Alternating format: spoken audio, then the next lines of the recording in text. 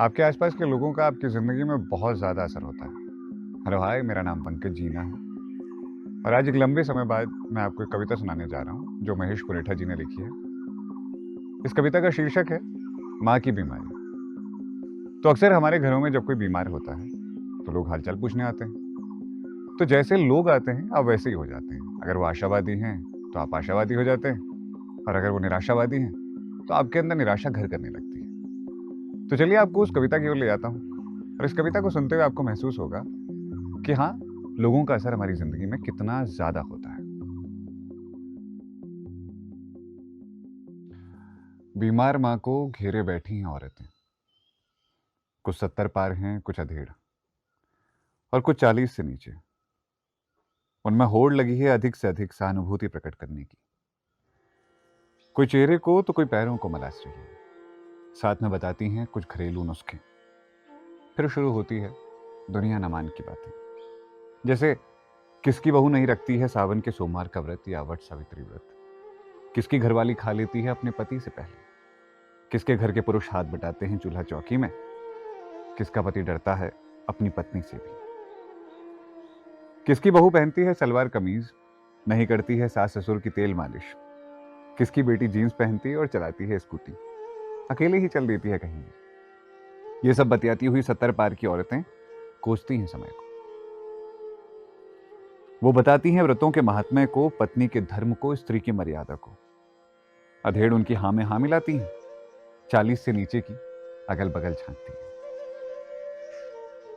और चुप्पी साध लेती हैं। बूढ़े पिता मंद मंद मुस्कुराते हैं। मैं कुड़ता हूं मन ही मन। दास्ता से खतरनाक है दास्ता की वकालत। हालचाल जानने वाली माँ की हम उम्र स्त्रियां या उनसे अधिक उम्र की स्त्रियां आती हैं माँ का हालचाल जानने।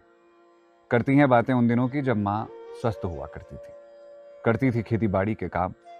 खाने पीने की भी सुध-बुध नहीं रहती थी उसे। घास लकड़ी के बड़े बड़े बोझ अपनी पीठ पर लाती थी। वो सहानुभूति जताते हुए कहती हैं कि शिबो शिव, आज ऐसी हालत हुई, आंगन भी लंका हो गया। 2 कौर निगलना कठिन, शिबो शिव, जिंदगी भर कष्ट ही झेला। ना कभी अच्छा खाया ना कभी अच्छा लगाया। आज बैठकर खाने के दिन थे पर ऐसे बिस्तर पकड़ा। ये कहते हुए मसारने लगते हैं उसके हाथ पांव और चेहरे को। उनकी आवाज में होता है रुआंसापन और आंखों में आंसू। माँ की आंखें बहने लगती हैं। चेहरा बुझे हुए कोयले सा पहले से अधिक उदास हो जाता है। पहले से अधिक उदास हो जाती है वो परस्त हिम्मत। उसकी आवाज में भी गहरा दर्द बैठ जाता है। कमर टूट सी जाती है। बिस्तर में बैठ पाने में भी असमर्थता जता देती है। जब आती हैं उसकी बहुओं की उम्र की स्त्रियां, पूछती हैं हालचाल, सुनती हैं उसकी परेशानी को, रखती हैं उसकी पीठ पर हाथ। कहती हैं चिंता मत करो, जल्दी ठीक हो जाओगी। माँ पूछती है क्या मैं फिर से चल पाऊंगी। वो उन बीमार लोगों के किस्से सुनाती हैं जो स्वस्थ हुए। वो माँ को भविष्य के सपने दिखाती हैं। उसके नाती पोतों की बातें करती हैं। माँ के चेहरे का बुझापन धीरे धीरे कम होने लगता है। होठों के कोनों पर हल्की सी मुस्कान, उसकी आवाज में हिम्मत आने लगती है। वो बिस्तर से उतर सामने लगी कुर्सी पर बैठने की कोशिश करती है। कुछ साल पहले तक ही दिन भर की हाड़तोड़ मेहनत के बाद जिस बिस्तर में जाते ही नींद कब आ गई पता भी नहीं चलता था, आज वही बिस्तर चुपता है। लेटती है कुछ देर, फिर उठ बैठती है, फिर लेटती है, फिर कभी कमर दबाती है, कभी पैर, कभी गर्दन। कभी मुंह सूखता है, कभी खांसी तो कभी पेशाब। कहती है जोड़ जोड़ दुख गया है। नींद न जाने किस खो में जा छिपी है। रात जीवन से भी लंबी हो गई। दिन तो कट जाता है, रात से डर लगता है। क्या करूं मैं, कहां जाऊं। बीमार के दिनों रात में ना पृथ्वी के झुके होने का और ना उसकी गति का कोई प्रभाव पड़ता है। वो तो हमेशा लंबे ही होते हैं। हर बार को कोई ना कोई माँ की खबर करने आ रही है। कभी कभी तो फुर्सत भी नहीं होती खातिरदारी से। हर किसी के पास रहता है एक नया नुस्खा बीमारी से लड़ने का। हर कोई पुराने को खारिज कर अपने नुस्खे को अपनाने को कहता है। हर नया दिन नया नुस्खा।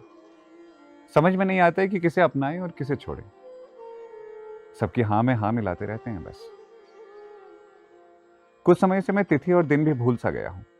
कब दिन शुरू होता है, कब रात ढलती है, कब कौन सा दिन, कब कौन सी तिथि, पता ही नहीं चलता है। मैं अच्छे दिनों के इंतजार में हूं। रात के 2 बज रहे हैं। सन्नाटा एक घंटी की तरह लटका है, जिस पर कर्र कर्र करता कीड़ा और कुत्तों की लंबी हो रुक रुक कर हथौड़ी की तरह चोट कर रही है। चांदनी बिखरी हुई है चारों ओर, उसमें कोई भी आकर्षण नहीं है। अभी माँ का गला सूख रहा है, एक चम्मच पानी में टिकी है उसकी नींद। अभी यदि कुछ सबसे सुंदर है तो यही एक चम्मच पानी।